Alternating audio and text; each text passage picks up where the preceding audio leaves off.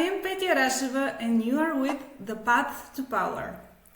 Today I am talking to Adi Mustopo, who is the CEO of MMS Solutions, the nickel business of MMS Group in Indonesia, which is a diversified portfolio multi-billion dollars corporation. Welcome, Adi. Thank you, Petya. Adi, first tell us, please, a little bit about your career path. How did you get where you are now? Ah, um, I'm schooled in engineering, mechanical engineering, graduated in Australia, Curtin University of Technology. And when I first graduated, I embarked on an engineering career because I chose engineering because I actually like engineering. And at that time, of course, with the support of my parents, and that was the course I pursued. And I did engineering for about 6 years. And then at that time, in Singapore, when I was in Singapore, at that time, I was thinking like, look, there must be more than this because the engineering company doesn't really pay that well as much as I'm enjoying what I was doing. And after that, at that time, I thought the financial sector was a good place to go. So I actually applied for the banking sector in Singapore, and I joined Citibank at that time. And I was in Citibank for about 5 years before I actually come back to Indonesia, because at that time I have a friend who is, of course, the founder of MMS Group Indonesia, and he invited me to join MMS Group Indonesia to assist and see how I can further strengthen the company, look for business opportunities, and that's where I am today. And that was about 13, 14 years ago now when I first joined MMS Group Indonesia. And MMS Group Indonesia, we started small, we started in the coal business. It was back then a trading company. We didn't own any asset, neither did we own any mines. And slowly we got a chance to operate coal mines, which eventually led to us purchasing some small mines, eventually buying bigger mines, and I managed that. So before becoming CEO of the Solution Sub Holding, I was in the Resources Sub Holding, which managed the coal mine asset for the group. And the nickel business for us was, I think I shared with you before, it was something like 10 years in the making. So at that time, Indonesia had a mineral ban, so we were not allowed to export nickel ore.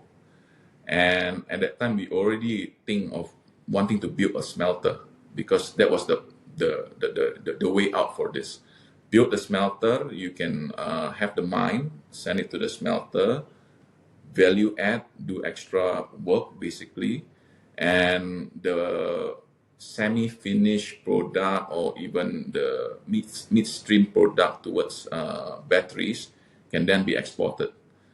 So it was 10 years ago that the ban that happened, and it took us a long time for us to accumulate our resources, get the right people, get the right team, right funding before we actually embark on the nickel smelter project about in 2021. That's when we really started.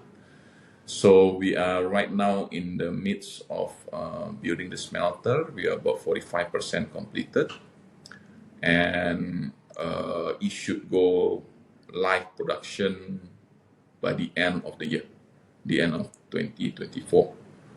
And that was basically how I started and where I am today.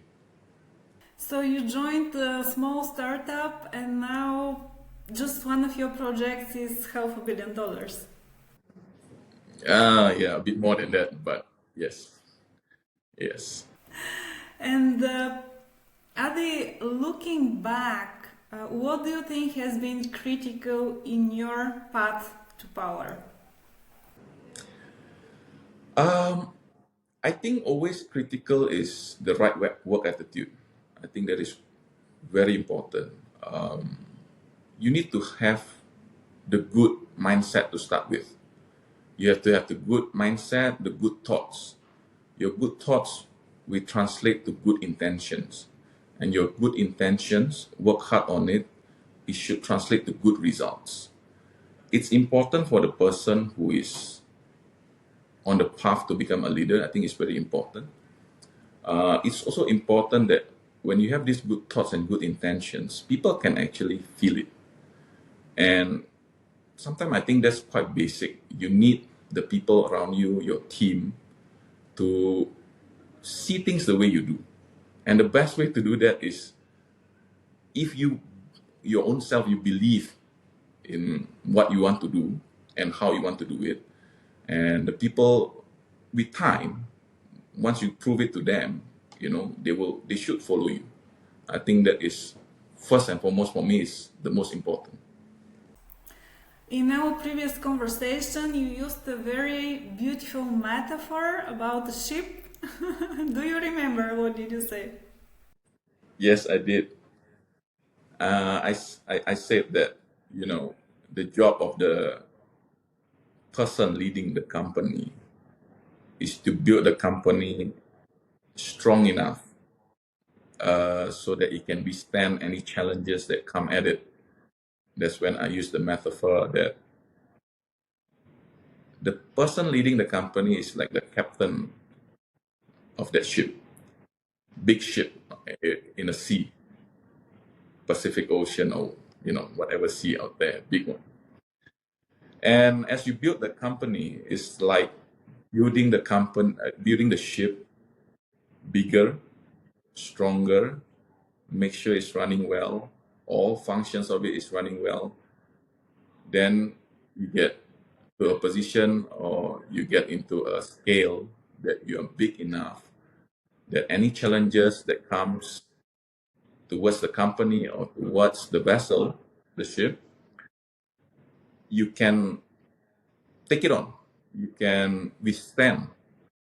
And that's why earlier on in my career, I thought that I always wanted to do management because only in the management role can you influence and you can put the direction in terms of how you want to build the business. And that's the way I always believe, do it well, make sure everything running well so you can withstand the challenges and you can go the distance. I think I realized that in my banking years actually.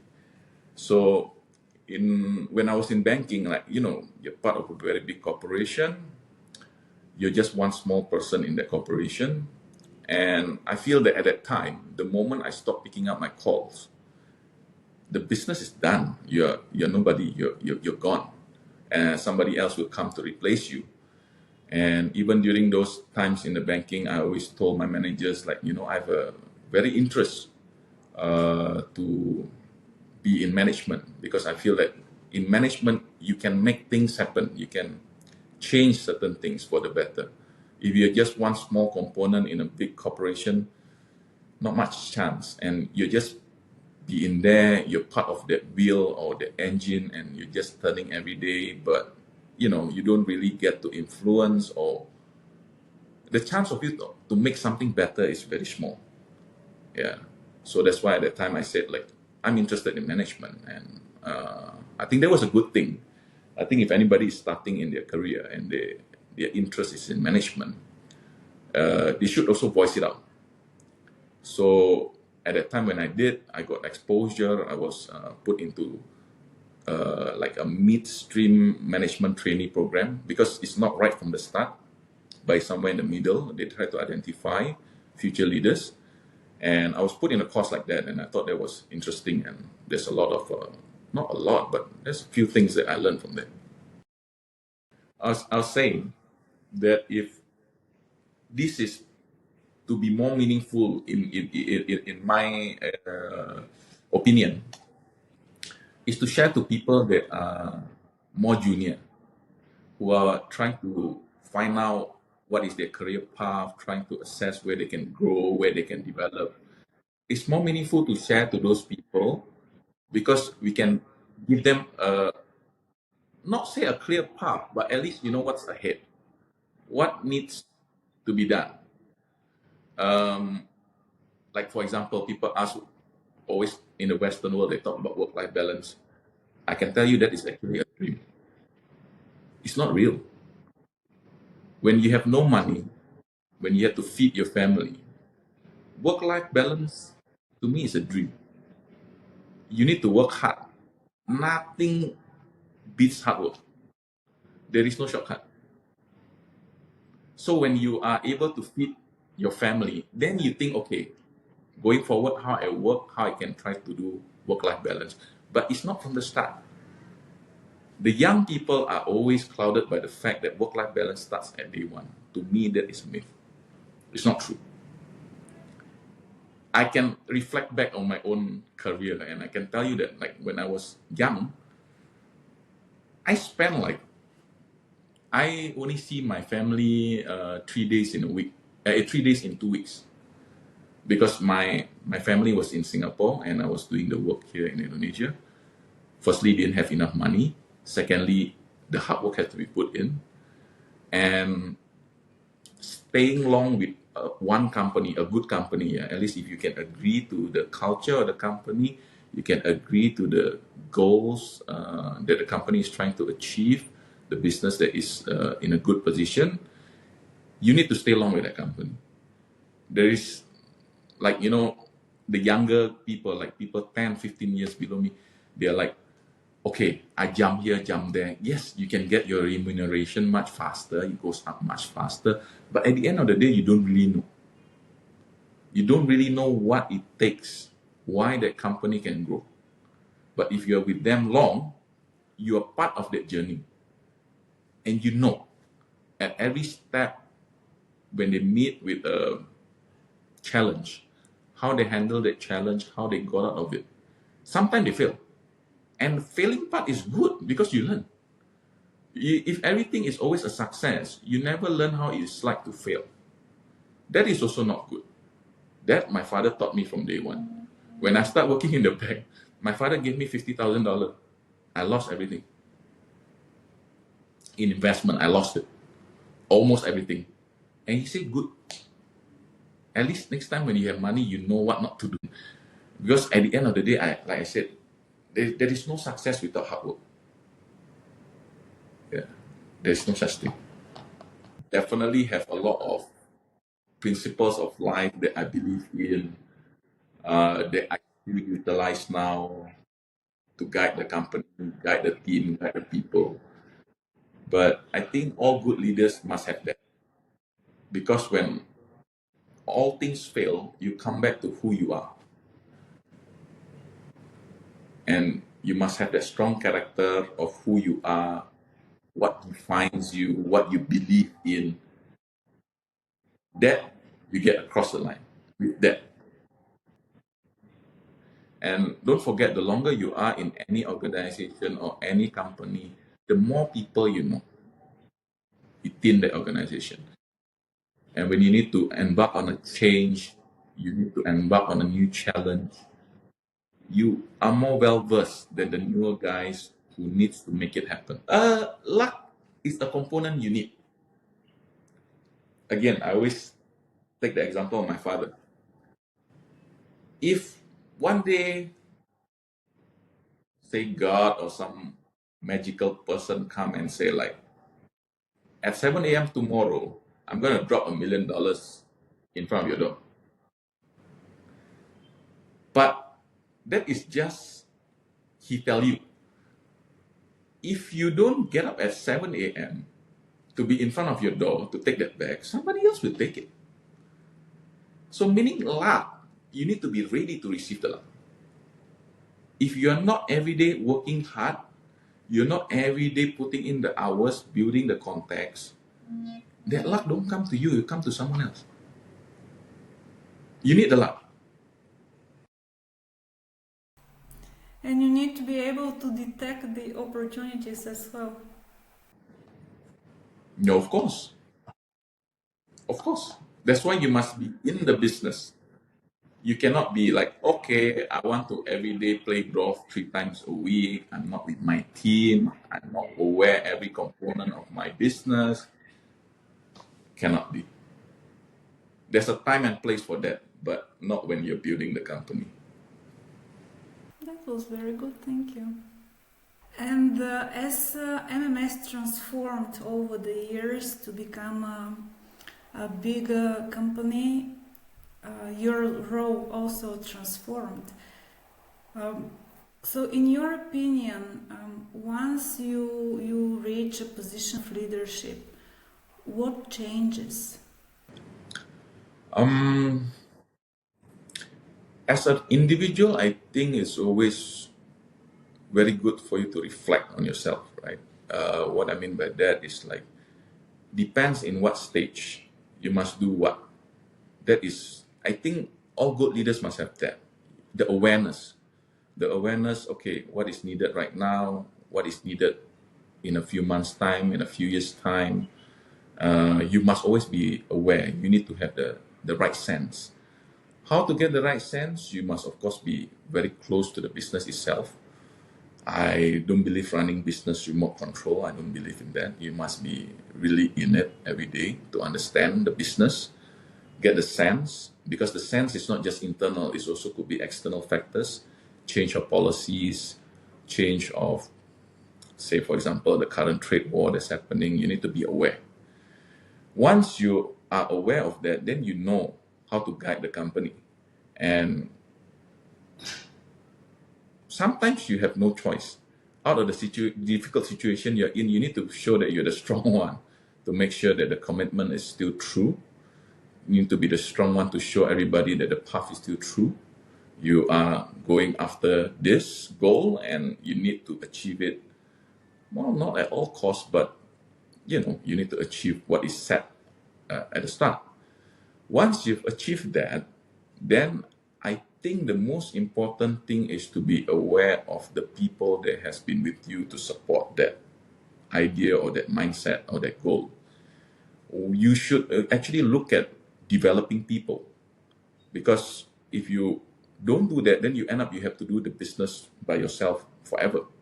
And I don't think with any group or any big business operation or group operations, it's good for you to just rest in that one place and not evolve. But if you develop the people that has been with you, with that you can pass on the work and you can look at other businesses to do, which was exactly my transition between the coal business and now the nickel business. You have been dealing with a lot of change over the years. Is there a secret recipe of how to do that? Dealing with change. Sometimes, like I said, you have no choice. Dealing with change, regardless you're in management or not, whether you're working or not, as a human being, I always believe there is no such thing as the situation will change for you. You always need to change so that you can handle the situation that is around you or thrown at you. And I think that is actually a fundamental character of a human being. Humans are the ones that can do that transition, do that change. And it's all about mindset. This is one thing that I think we need to share more with the younger generation. The mindset is what makes the difference. It's not necessarily always your skill set. It's more the mindset. So that's why I would say that dealing with the changes, regardless you're in office, regardless you're in a position of power or leadership, you need to be able to do it. And you need to work on your mindset, how to handle the challenges that come at you and task manage the changes. And Adi, lastly, your work, your day-to-day life is linked to a lot of stress. How do you deal with that? How do you keep sane? I don't believe in all work and no play. I don't believe in that. I always believe that work will come with some play. The way I would say it, this is an unofficial tagline, but I do say it to my team. You work hard and then you play hard and then you come and work harder. That's what I always say. And in the company events that we have joined in the past, you have seen some of them. We actually live by our words. We let the people have fun, enjoy themselves. When achievements has been achieved, give everybody a pat on their back. Good job. We celebrate, and then we embark on other bigger things. That is on the work aspect. But I believe any man or woman, if you want to take a serious role in your work and your company, the factor of family always comes to mind. I think you need to have a good family, conducive environment.